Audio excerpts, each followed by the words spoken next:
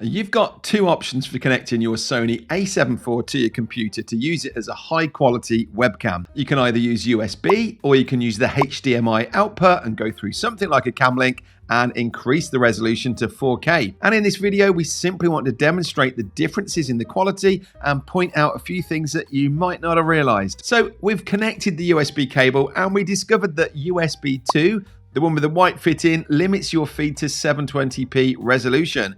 Whereas if you use a USB 3, which is the blue fit-in, you'll get a lovely 1080p output. Then we've also connected a full-size HDMI cable and connected that into our camlink. So let's have a look at the differences. What are you expecting? Do you think we're going to see much difference? If you watch the other tests that we did on the Sony a7IV and the ZV-E10, we saw significant differences between connecting over USB and using a HDMI connection.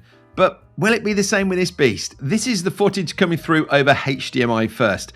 It's what we've recorded everything on up to this point, so you shouldn't be seeing any difference. Now let's switch over to USB. Remember we said that the resolution maxes out at 1080p, so we are going to see a slight drop in image quality here, but we're not really noticing much deterioration. In fact, why don't we compare the USB and the HDMI when both are at 1080p? That seems like a fair competition. Wow, there's not a lot of difference here, is there? Sony have done an incredible job with this A7 Mark IV. Other than some slight softening, which isn't bad for footage like this anyway, I think you'd do well to spot much difference. So that means to live stream from anywhere, you could simply have a USB cable in with your laptop and pull this out, and within seconds you could be connected up and streaming. Granted, it's not much more to do it with the HDMI, but I just like the simplicity. And remember that even the charging is done through this USB cable, so it really is just one cable to get everything going. The only benefit for using HDMI over USB would be to get that 4K recording. And I have to say, we've started shooting all of our videos in 4K as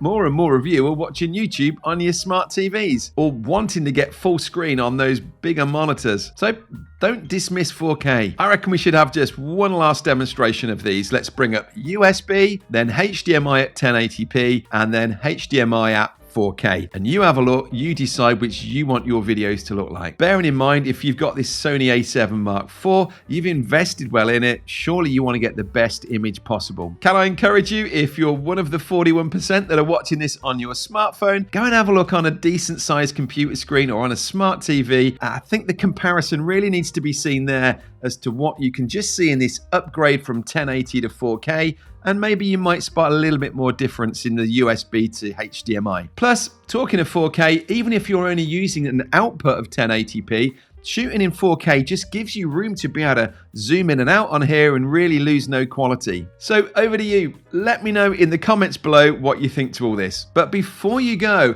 if you're wanting to use your camera to improve the quality of your Zoom calls, do you appreciate that Zoom limits you to 240p, a very small resolution image? Pretty pathetic, isn't it? But you can upgrade to 720p totally free as long as you're on one of the Zoom paid plans. You just need to reach out to support and they'll get you sorted.